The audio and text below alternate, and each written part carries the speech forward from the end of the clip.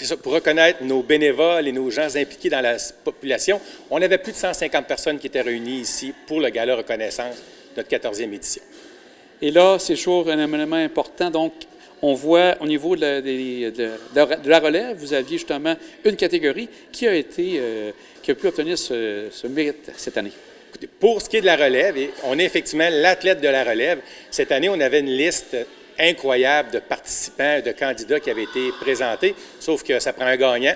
Donc, Marie-Lou Grenier, une gardienne de but au hockey qui a été reconnue cette année, une candidate incroyable, mais les autres l'étaient tout autant, mais vraiment, on était content de lui remettre cette année la reconnaissance.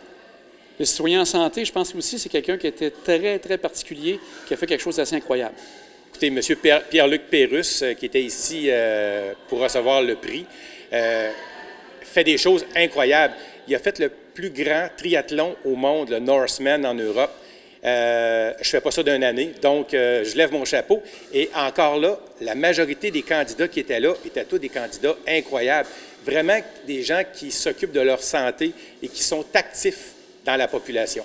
On les voit partout courir, s'entraîner, marcher, jouer au pickleball. Vraiment, c'était un groupe qui se démarquait.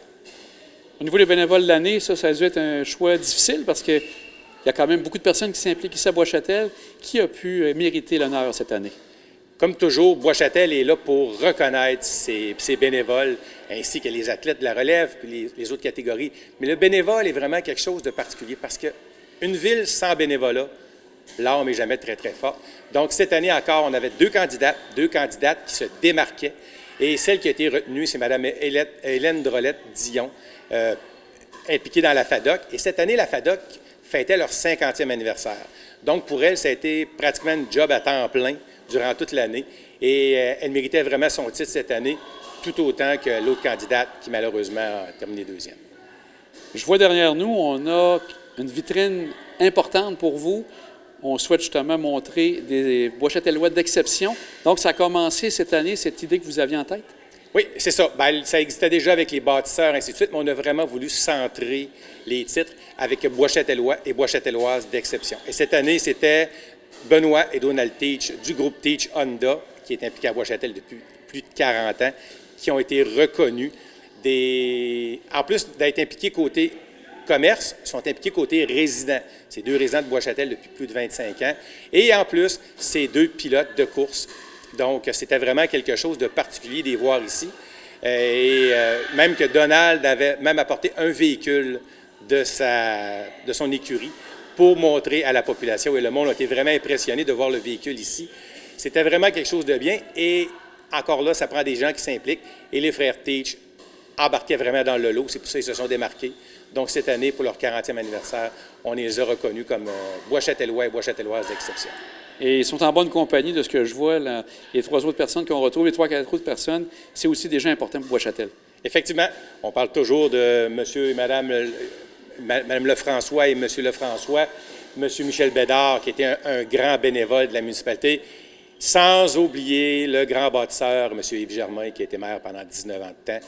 On ne peut pas passer à côté de ça. C'était une année importante cette année, mais l'an prochain, ça sera vraiment un anniversaire important. Ça va être le 15e anniversaire. Donc, 2024, vous êtes en train de travailler pour amener différents éléments, de nouvelles moutures? Les employés sont déjà là-dessus, puis effectivement, on prépare un nouveau projet pour le Gala Reconnaissance. Après 14 ans, bien fait, il faut passer à d'autres choses. Et je pense qu'on va arriver avec une nouvelle mouture qui va vraiment être à la fine pointe, puis qui va sûrement plaire aux gens. Vous avez parlé de Desjardins qui est un partenaire important. On va changer de sujet par rapport à quelque chose qui a été fait à la municipalité durant l'année au domaine du boisé. Desjardins s'est impliqué auprès d'1,25 million pour la pomme track et tout le secteur. Donc, oui. Quelle a été l'importance de Desjardins là-dedans? Écoutez, Desjardins, avec le grand mouvement du Fonds Desjardins, nous a remis 250 000 $ pour nous permettre de bonifier certaines choses qui sont au domaine du boisé. C'est sûr que sans partenaires comme eux, il y a des choses qui n'auraient pas été implantées pour cette année. Ça aurait probablement été dans une phase ultérieure. Mais là, grâce à eux cette année, et grâce à tout l'argent qui a été investi aussi par le gouvernement et par la municipalité, c'est sûr qu'on a un projet qui est peaufiné, qui va être sur la coche et qui est prêt à offrir à la population depuis un certain temps. Donc, l'an prochain, les gens vont pouvoir bénéficier de tout ça. Donc, en plus de la pomme track, il y a eu d'autres éléments qui ont été ajoutés, si j'ai bien compris? Oui, effectivement. On parle de Pump Track qui était attendu de pied ferme par les jeunes qui faisaient la file pour embarquer dans la Pump Track. On a aussi des stations d'entraînement pour les adultes qui ont été implantées dans le boisé. On a aussi un terrain de pétanque qui est implanté. Et pour l'hiver, ce terrain de pétanque-là va être transféré en deuxième patinoire pour les plus jeunes avec des bandes. Donc, les plus jeunes n'en auront pas de moins que les plus grands qui sont sur la patinoire couverte. On en aura 2. Donc, je pense que ça va servir à tout le monde. Et pour l'été, on a aussi une piste d'hébertisme en bois qui a été créée pour les plus petits. Donc, je pense qu'on en a pour tous les goûts. À ça, on ajoute la raquette, le ski. Et j'ai oublié aussi, c'est vrai, le terrain de volley-ball de plage qui est là. Écoutez, on a de la marche, on peut faire du jogging, on peut tout faire dans ce sentier-là, 4 saisons. En constatant toute l'ampleur que ce secteur a pris, donc on peut vraiment dire que les gens qui sont près du domaine du boisé en ont vraiment là, plein d'activités qu'ils peuvent faire en longueur d'année. Oui, effectivement. Écoutez, on en a pour tous les âges, tous les goûts et toutes les saisons. L'été, il y a juste à penser aux pickleball qui vont jouer sur la patinoire couverte, juste à penser au pump track qui attire une catégorie de jeunes incroyable. L'hiver, la marche, le ski, la raquette. Les stations d'entraînement qui ne sont pas piquées des verres aussi. Souvent, les gens, l'été, aiment ça s'entraîner différemment. Donc, c'est la place idéale pour ça. Il faut toujours se rappeler aussi de la glissade. On a fait une glissade 2.0 au Bois-Châtel qui a été tournée de bord. Elle va être beaucoup plus haute qu'elle était auparavant. Donc, je pense que les jeunes vont s'y amuser l'hiver. Je vais terminer avec un sujet. Il y a eu, bien sûr, des travaux qui ont été faits sur la rue des Opales, donc un grand projet de ce côté-là aussi. Je pense que vous avez eu de l'aide gouvernementale de ce côté-là aussi. Oui, effectivement, le gouvernement, avec le programme Primo, nous a permis d'avoir 861 000 $ pour faire les travaux d'infrastructure de rue de la rue des Opales. La rue des Opales est une rue qui avait plus de 40 ans, mais il n'y avait pas de service d'aqueduc et d'égout et de trottoir ou de chaîne de rue.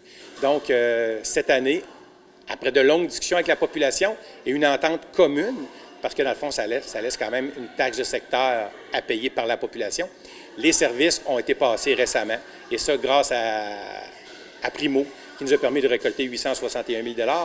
Et je crois que les gens sont vraiment contents de ce qui va se passer là. Mais Benoît, on voit que ça bouge encore beaucoup à Bois-Châtel. On va surveiller les prochains mois. Peut-être d'autres annonces qui seront faites éventuellement. On regarde ça avec attention. Merci Jean. À la prochaine.